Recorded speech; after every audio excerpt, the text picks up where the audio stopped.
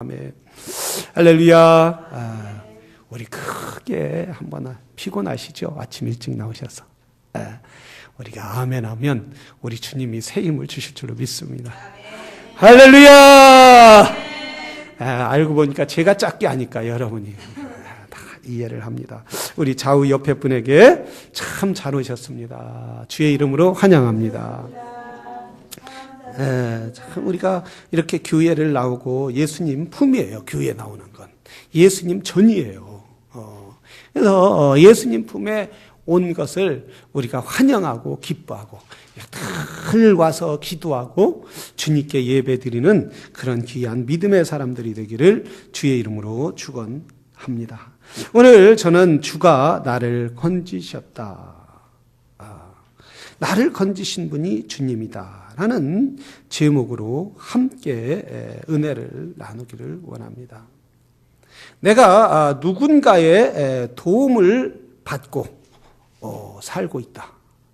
누군가 나보다 건강하고 튼튼하고 힘이 센 사람이 나하고 함께 하고 있다라는 생각을 갖고 그리고 누구를 의지할 수 있다면은 그것보다 마음이 든든하고 위로가 없을 것입니다.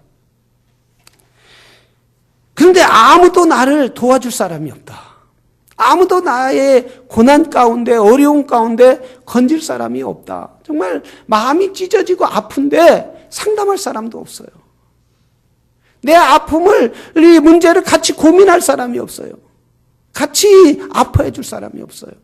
이것보다 더 고통스러운 것을 없을 거예요.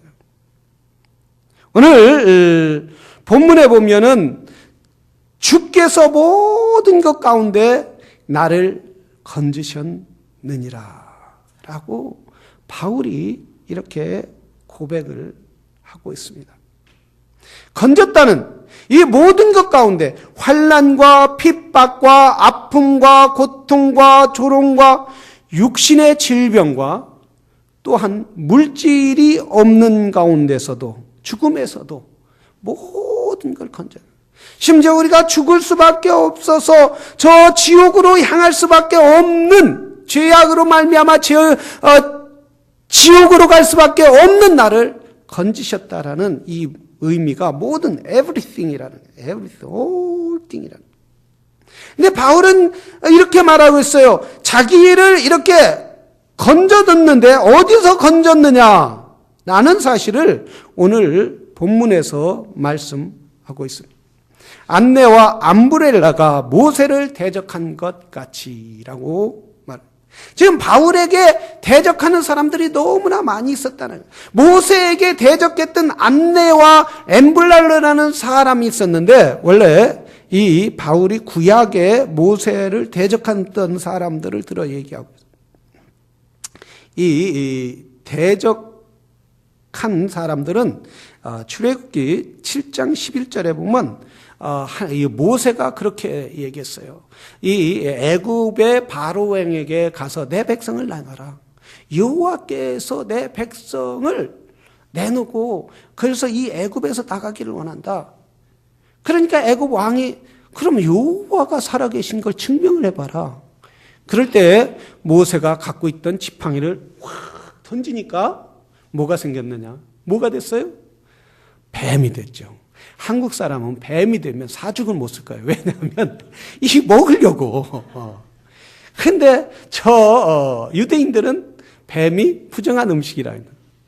그러니까 뱀이 딱 생기니까 거기에 술객들이었고 박사들, 그러니까 마술하는 사람이었어요. 이 암네와 엠브라라는 사람은 또 이 애굽왕 앞에서 이렇게 술객이었단 말이죠. 마술하는 사람.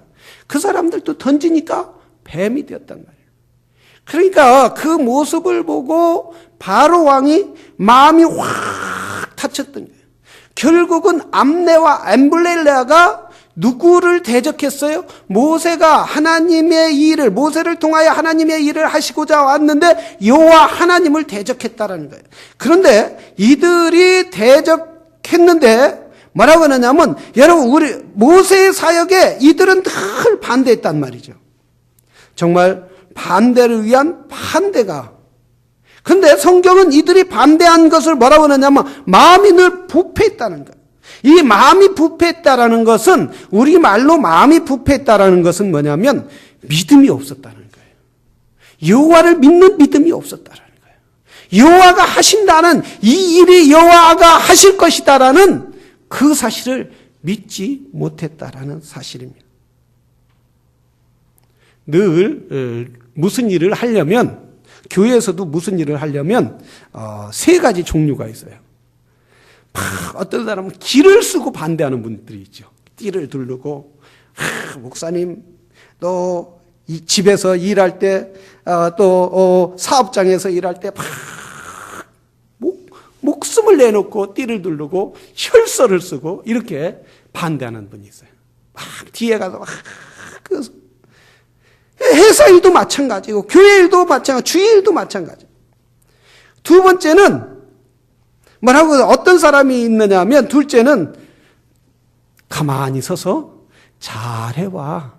내가 잘 되면 떡이나 먹을게. 이런 분들이 있어요. 잘해봐. 세 번째는 어떤 분이면 적극 참여하는 분이에요. 회사 일이면 회사 일에 열심히 참여하고 교회 일이면 목사님을 돕고 기도하고 말씀 보고 예배에 참석해야 한다면 열심히 참석하고 세일에 참석해야 한다면 열심히 그게 주의 일인 줄 믿고 참석하는 분들이 있단 말이죠. 여러분 어떤 종류의 분들입니까? 어떤 분과 함께하고 싶습니까? 바로 이 암네와 암블렐레라는 사람은 적극적으로 모세가 하는 일에 반대편에 섰던 사람들이에요. 그래서 주위의 애굽 왕까지 마음이 다치고 주위의 모든 사람들이 그 신하들까지 자기를 보는 사람들까지 뭐라고 했냐면 여호와 하나님이 하는 건 아무것도 아니야. 우리도 할 수 있어. 이렇게 만들어 버렸다는 사실입니다. 그런데 중요한 건 출애굽기 11장 5절에 보면은 여호와 하나님께서 애굽에 있는 애굽 사람들이 워낙 이스라엘 백성들을 안 보내니까 애굽에 있는 모든 첫 태생들을 죽이기로 했어요. 죽여야 나갈 수 있다. 그럴 때 암네와 암브렐레는 거기에 동참해서 자기의 모든 첫 새끼를 또한 짐승을 자녀들까지 이르는 비참한 일을 당한 것을 볼 수 있습니다. 나는 잘하는 것 같지만 나는 열심히 하는 것 같지만 우리는 하나님 보기에 합당한 신앙생활, 하나님 보기에 기뻐하는 그런 믿음의 사람들이 돼야 될 줄로 믿습니다. 그래서 바울은 이렇게 반대했던 사람들 가운데 모세를 지켜주시고 모세를 이스라엘 백성들을 인도하신 것처럼 나를 괴롭혔던 암네와 암브렐레 같은 모든 자들 가운데서 고난 가운데 나를 건져주셨다라고 말씀하고 있어요. 오늘 성경에 보면 이렇게 말하였어요. 내가 안디옥과 이고니온과 르스드라에서 당한 일과 이 안디옥에서는 바울이 어떤 일을 당했느냐 하면 복음을 전하다가 쫓겨난 거예요. 전도를 하다가 예수님을 전하다가 회당에서 예수님을 증거하다가 쫓겨나는 일이었어요. 어떤 교회는 막 교회가 갈등해서 목사님을 설교하는데 팍 이렇게 멱살을 잡아 끄집어낸 그런 교회도 있다고 그래요. 정말 무서워요. 요즘 목회하기가. 목사도 무섭지만 성도도 무서워요. 그런데 바울이 그런 일을 당했다는 거예요. 그럴 뿐만 아니라 또한 이구니에서는 어떤 일이 있었느냐면 유대인들이 선동을 내서 돌로 치려고 할 때 바울이 도망간 그런 일이 있었고 루스드에는 안진뱅이를 일으켰을 때 돌에 맞아서 죽은 줄 알고 사람들이 성에다 밖에 버렸을 때에 하나님의 은혜로 바울이 살아나서 다시 복음을 전하는 그런 일.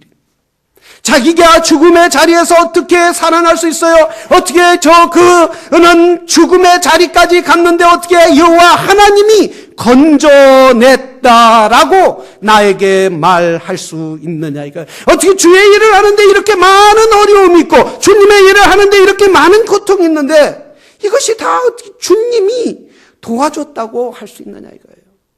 우리가 일할 때 어디에서 일할 때 열심히 일해서 진급했어요. 열심히 해서 사업이 또한 번성했어요. 이렇게 하면 대다수 많은 사람들은 뭐라고요? 내가 열심히 했더니 내가 노력을 했더니 이렇게 내가 부하게 됐다. 이렇게 잘 살게 됐다. 내가 이렇게 명문대를 들어가게 됐다. 이렇게 이야기하지만은 그러나 우리의 믿음의 사람은 뭐라고 하나? 이것이 모든 것이 하나님의 은혜인 줄로 믿습니다. 할렐루야! 이것이 진정한 믿음이라는 거예요. 바울은 그래서 그렇게 자기가 돌에 맞고 심지어 말씀을 전거할 때 끄집어내는 이런 일이 있었지만 오늘 내가 살아있고 오늘 내가 복음을 전할 수 있고 내가 오늘 하나님의 일을 할 수 있었던 것은 주님의 은혜다. 그 고난 가운데 나를 건져주신 이가 주님이라고 고백할 수 있는 믿음이 진정한 믿음인 줄로 믿습니다. 여러분, 오늘 내가 이렇게 살아가는 건 주님의 은혜인 줄로 믿습니다. 저를 따라서 해보세요.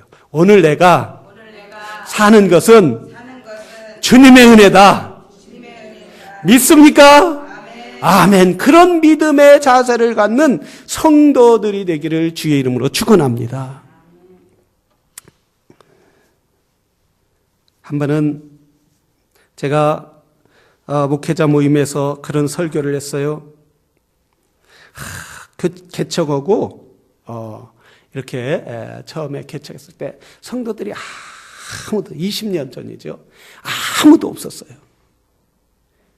근데 이제 미국 목사님이 항상 볼 때 자기 교회 쓰라고는 했지만 이렇게 와보면 성도가 아무도 없는 거예요. 이렇게 설교하다 보면 이렇게 몰래 보고 가요. 이렇게.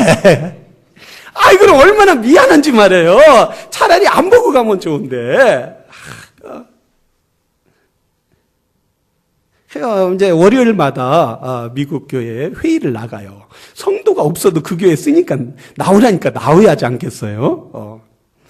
그래서 이제 나갔는데 그래요. 패스터 초이, 너 생활은 어떻게 하냐고 그래요. 이제 신학교도 다니고 애들은 줄레줄레 2명씩이나 있고 그러니까 너 어떻게 생활하냐고. 거기서 참 체면에 그 큰 교회에 너희가 한 1,000불만 대줘라 이렇게 할 수도 없고 여기까지 나오더라고요. 이렇게. 그래서 주님이 하신다고, 주님이 주신다고. 그러니까 아마 그 목사님은 그랬을 거예요. 주님이 주실 것이라고. 그래서 제 부모에게 오나? 또 어떤 성도가 서포트하나 보다 이렇게 생각을 했을 거예요. 정말 그때는 우유값이 없었어요. 애들. 그리고 교회에 매 아침마다 새벽 기도해야 하는데 새벽 기도 올 가스가 없는 거예요. 한 번은 이제 정말 가스가 마지막 딱 떨어져서 그래도 성도가 없어도 오해하지 않겠어요, 목사님은. 왜 와야 돼? 목사니까. 예수님보다 그때는 목사니까 와야겠더라고. 그래갖고 딱 새벽 기도 왔는데 기도는 안 나오고 돌아갈 생각. 자, 차가 과연 가스가 집에까지 갈 수 있을까? 주여, 집에까지 가야 하는데 어떻게 합니까? 이렇게 어떻게 보다 하니까 25전이 있어요. 25전이. 호주머니. 그래서 그때는 가스가 1불 10전, 어떤 때는 95전, 이렇게 될 98전, 이렇게. 그 좋은, 그 많은, 지금은 카드도 많이 있거든요. 그 많은 카드도 없었어요, 그때는. 딱 가서 25전 딱 내고, 가스를 넣어달라고, 이렇게 25전 딱 주니까 카운터 가니까 아래 위를 쫙 보는 거예요. 쟤는 멀쩡하게 생겼는데 왜 25전밖에 안 내냐. 하고, 그렇게 집에 돌아온 적이 있어요. 어떤 목사님이 그래요. 최 목사님, 어떻게 지금까지 이렇게 목회를 했느냐고. 교회도 자체교회고 또 이렇게 성도도 많지는 않고 그래도 열심히 목회하냐고 해서 뭐라고 했겠어요? 주님이 하셨습니다. 주님이 하셨습니다. 여러분 지금까지 인도하시는 이 주님, 우리 주님이 나를 인도하신 줄로 믿는 사람에게는 우리 하나님의 풍성한 은혜가 그 가운데 있다는 사실이에요. 많은 사람들이 내 자신이 했다, 내가 이만큼 이랬다, 내가 이만큼 돈 벌었다, 내가 이만큼 부해졌다, 내 노력이 있다, 이렇게 하는 사람은 점점 인생의 목마름밖에 가질 수 없고 쭉정이 인생으로 살아갈 수밖에 없지만은, 그러나 지금까지 인도하신 이는 주님입니다. 그렇기 때문에 나의 미래도 인도하여 주실 줄로 믿습니다. 우리 하나님은 기뻐하시는 하나님이에요. 우리 하나님은 환난 가운데 건져주시는 것을 원하시는 하나님이에요. 우리 하나님은 자녀들이 고난 가운데 금강석같이 나오기를 원하시는 분이 여호와 하나님이신 줄로 믿습니다. 시편 34편에 29절에 이렇게 말하였어요. 의인은 고난이 많으나 여호와께서 그 모든 고난에서 건져내시는도다. 의인은 고난이 많이 있다는 거예요. 어려움이 많이 있다는 거예요. 겉으로 보는 고통과 고난이 없는 것 같지만 그러나 그 안에 고난이 있다는데, 여기에서 의인이라는 뜻을 여러분 잘 생각해야 돼요. 원어적으로 보면 의인이라는 본문의 뜻은 뭐냐면 여호와를 의지하는 사람이 의인이라는 거예요. 세상에서 사회사업 잘하고 또한 세상에서 존경받는 사람이 하나님 앞에 의인이 아니라는 거예요. 세상 사람들에게는 그게 존경받는 사람이지만 여호와 하나님을 의지하지 않고 여호와 하나님을 믿지 않고 그분을 신뢰하지 아니하면 하나님 앞에 의인이 아니라 죄인이라는 사실이에요. 그런데 하나님의 자녀들에게 고난이 있다라는 거예요. 의인, 하나님을 의지하는 하나님의 백성, 그 자녀들이 고난이 있는데 하나님께서 고난 가운데서도 붙잡아 주시겠다라는 거예요. 그 고난 가운데서도 여호와께서 보호해 주시겠다라는 말씀입니다. 그러므로 여러분, 우리는 여호와 하나님을 붙잡는 믿음의 사람들이 되기를 바랍니다. 진돗개가 한 번 물면 안 노는 게 무섭대잖아요. 그러니까 여호와를 우리가 한번 끝까지 의지해야 한다는 거예요. 이 바울이 나를 여호와께서 건져주셨느니라, 주님께서 모든 환난을 건져주셨느니라처럼 나를 건져주시는 여호와를 바라봐야 한다는 거예요. 우리 하나님은 늘 붙잡아 주시는, 원하시는, 우리가 느끼지 못하지만 우리 안에 우리와 가까이 있고 우리 안에 계셔서 우리를 늘 인도하시는 하나님. 제가 동영상을 하나 준비를 했습니다. 아들이 아르메니아에 대지진이 있을 때 지진이 나서 있는데 모든 사람들이 학교에 무너졌는데 포기했지만 아버지가 그의 자녀를 가서 끝까지 구해내주는 동영상인데, 우리 전도사님이 있는지 모르겠어요. 제가 체크해봤거든요. 여호와는 함께 있어도 사람은 종종 떠나더라고요. 전도사님.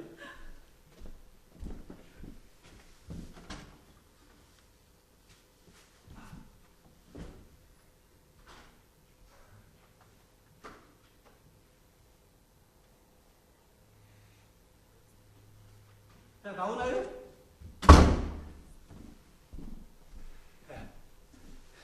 우리 성가대 가느라고 했는데, 그 동영상이 있는데, 이제 아르메니아에 대지진이 일어났어요.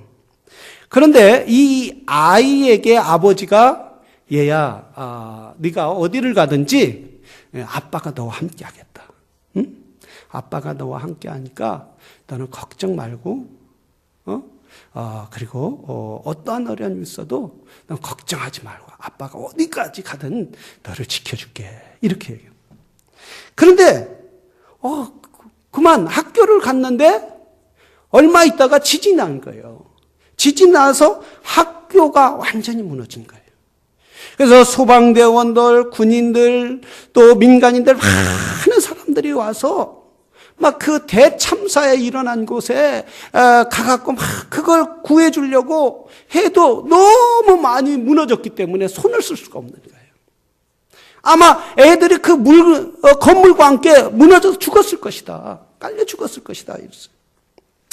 근데 한 아버지가 그 소식을 듣고 막 학교 건물이 완 거예요. 뭐 이렇게 미국 같은 경우는 지진 설계를 하잖아요. 뭐 7도, 8도가 나도 이렇게 건물이 휘어지기만 하지 무너지지 않게. 그러나 저 삼국 같은 데는 뭐 건물을 그냥 짓기 때문에 지진 설계 없이 짓기 때문에 무너졌다. 그 아버지가 가서 사람들이 그 학교에 무너진 그 아이 건물이 교실이 어느 정도일 것이다 생각하고 막 가려니까 다 막는 거예요. 왜냐하면 또 여진이 나거나 아니면 건물이 또 무너질까 봐. 또 무너지면 그 아버지까지 죽을까 봐. 그러니까 이 아버지가 막 사람들이 말렸는데도 불구하고 정말 자식을 잃어버린 부모 어떻게 말릴 수 있겠어요? 아무리 주위에서 말려도 못 말리는 거죠. 자기 자식이 그 건물에 교실이 어느 정도일 거다 대충 짐작을 해서 막 꺼내는 거예요. 막 손에 피가 나겠죠. 그리고 날씨가 어두워져도 계속 불 밝히면서 꺼내는 거예요. 그래서 하루 종일 밤새 그 아버지가 그 건물의 잿더미를 허친 경우 보니까 그 아이들과 자기 반 아이들과 3명이 그 건물 더미에서 다치지 않고 그 안에 이렇게 교실이었던 그 건물에 이렇게 있더라는 거예요. 그 얼마나 기뻤겠어요. 그런데 이 아이가 뭐라고 했느냐면 자기하고 셋이 2명에게 자기까지 셋이 살았는데 2명에게 이렇게 말했다는 거예요. 누구도 구할 수 없는 그런 잿더미 같은 정말 콘크리트가 위에 하늘같이 산같이 쌓여 있는데 모두 포기했는데 그 아이가 걱정하지 말라고. 우리 아빠가 나를 구한다고 했다고. 네가 어디 가든지 어떤 위험이 있어도 내가 아빠가 가서 항상 구해줄 테니까 걱정하지 말고 열심히 공부하고 열심히 살으라고 놀으라고. 그 아이가 있지 않은 거예요. 그 고난 가운데. 딴 애들은 다 두려워서 포기하고 싶고 그랬는데 이 아이만은 소망을 가졌던 거죠. 언젠가 우리 아버지가 올 것이다. 언젠가 우리 아빠가 나를 도와주라. 딴 사람은 다 포기해도 우리 아빠는 나를 건져주실 거다.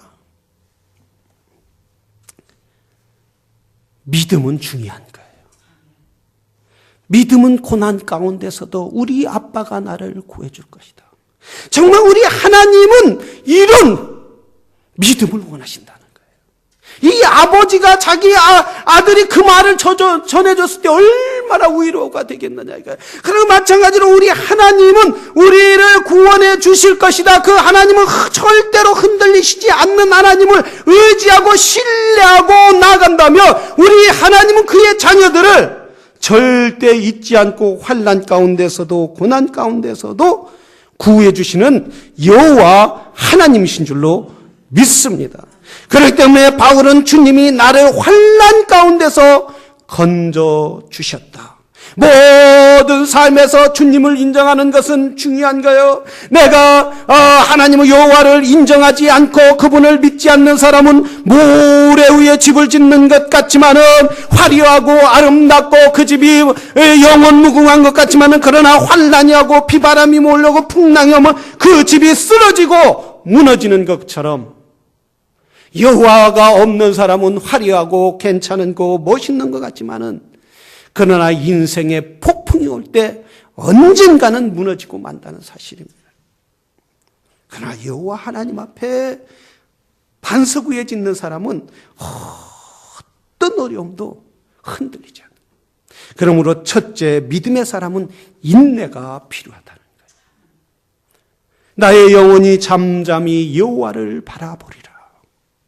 다윗이 그렇게 인내하며 여호와가 할 때까지 여호와 하나님이 도움심과 인도하심을 가질 때까지 끝까지 인내하면서 기다린다.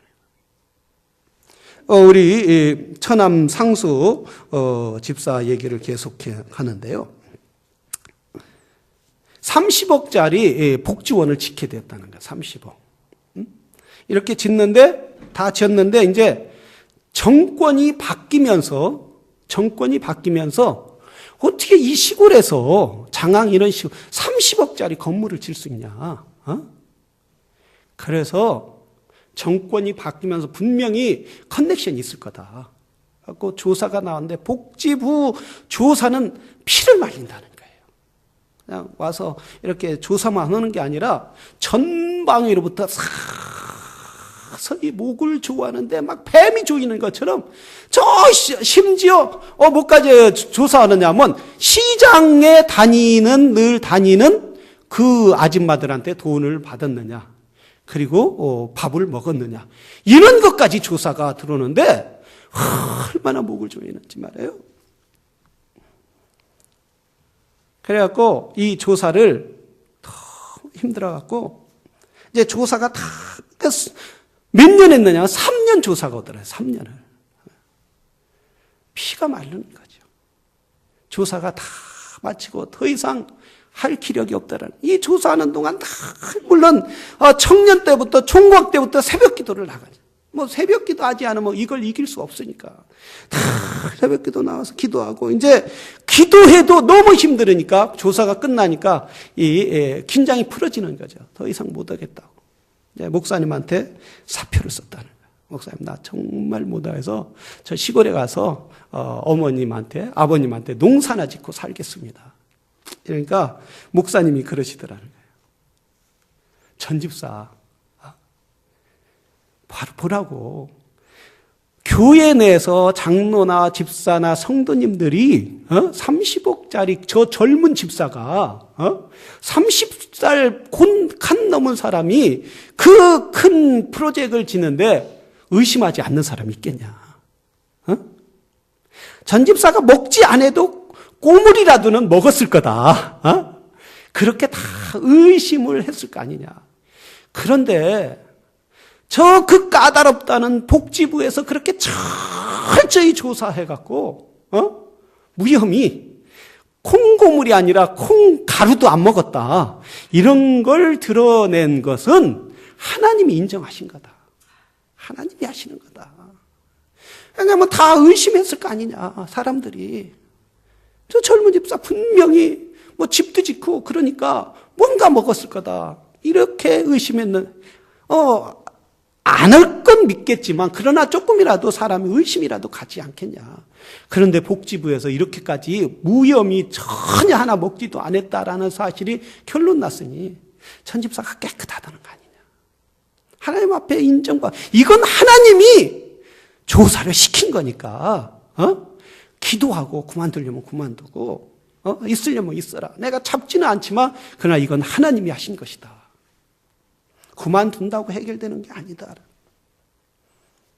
끝까지 인내했다라는 거예요. 그래서 하나님 앞에 새벽 기도하면서 생각할 때 또 목사님 말이 맞더라는 거예요. 그게. 자기는 그게 힘들고 그 동아리를 짓고 뱀이 목을 감는 것처럼 그 어려운 목사님 말씀 들으니까 그게 하나님이 하셨구나. 그래서 지금은 뭐를 해도 인정을 받는다. 무엇을 해도. 인내하지 않으면 곧 포기하고 마는 거예요. 하나님의 은혜가 오기 전에 포기하고 하나님의 은혜가 오기 전에 모든 걸 기도하다가도 말고 그러는 거예요. 기도하다 하나님 응답이 없네요. 그러고 마는. 오늘날 그런 사람들이 얼마나 많이 주님이 손을 내밀어 건져줄 기회를 차버리는 경우가 얼마나 많이 있느냐 이거예요. 여러분, 인내하는 성도들이 되기를 주의 이름으로 축원합니다. 인내할 때 여호와 하나님께서 이룰 줄로 믿습니다. 놀라운 역사가 있게 할 줄로 믿습니다. 두 번째 중요한 것은 경건하라는 거예요. 경건하라. 여기서 말하여서 그리스도 안에서 경건하게 살고자 하는 핍박을 받느니라. 자, 바울 자신도 어떤 일이 있어요? 루스드로와 안디옥과 이근유에서 많은 고난을 받았어요. 예수님을 위하여 살고자 할 때 그런 핍박과 어려움이 오게 되었다라는 사실입니다. 경건하게 살려면 사람들이 너는 너만 예수를 믿냐? 너만 교회를 다니냐? 너만 기도하냐? 이렇게 비난할 수 있어요. 그러나 경건하게 살 때 하나님과 늘 교제하는 거예요. 하나님과 늘 교통하는 거예요. 하나님, 내가 이렇게 나와서 기도하오니 응답해 주시옵소서. 내 삶에 하나님의 뜻대로 살기를 원합니다. 이게 하나님의 앞에 우리의 삶을 드리는 거 아니겠어요? 네, 미국의 스탠포드 대학의 장수연구센터에서 연구를 했는데 주일 예배를 잘 드리고 신앙생활을 잘하는 사람은 3년에서 4년을 더 살더라는 거예요. 이게 연구예요, 연구. 학자들이 연구한 거예요. 그냥 목사님이 믿어라! 이렇게 해서 3년, 4년 더 사는 게 아니라 스탠포드 장수연구에서 그렇게 연구를 했다는 거예요. 연구를 했다는 거예요. 참 그걸 보니까 우리는 예배 드리고 이러는 게 시간이 낭비하고 하는 것 같지만은 또 하나님께서 사람들에게 공평하게 인생을 살게 24시간 살게 주셨는데 주님을 위하여 살면 그만큼 사람들이 볼 때 시간을 잃어버리고 낭비하는 거 또 주님 앞에 물질을 드릴 때 물질이 잃어버리는 것 같지만은 하나님이 채워주신다는 거예요. 그러니 저와 여러분은 새벽 기도까지 하면 몇 년 더 살겠어요? 엄청나게 살아요. 말로만 120살 살려고 산다 이러지 말고 주님 앞에 내 삶을 드릴 때 우리 하나님이 보상해 주실 줄로 믿습니다. 바울은 모든 가운데 나를 건져주신 하나님, 여호와 하나님 앞에 내 삶을 드릴 때 하나님이 나를 건져주셨다. 그럴 때 나의 삶을 뒤돌아볼 때 나는 하나님이 주신 삶으로 말미암아 내가 풍성하다. 내가 경건하게 살고 내가 인내하며 살 때 그것이 축복이었다라는, 그 가운데 하늘문을 열고 부어주시는 세밀하게 응답해 주시는 여호와 하나님 때문에 나는 오늘 또 고백합니다. 내 일생 하나님이 지켜주셨음을 믿습니다. 다 같이 기도하겠습니다.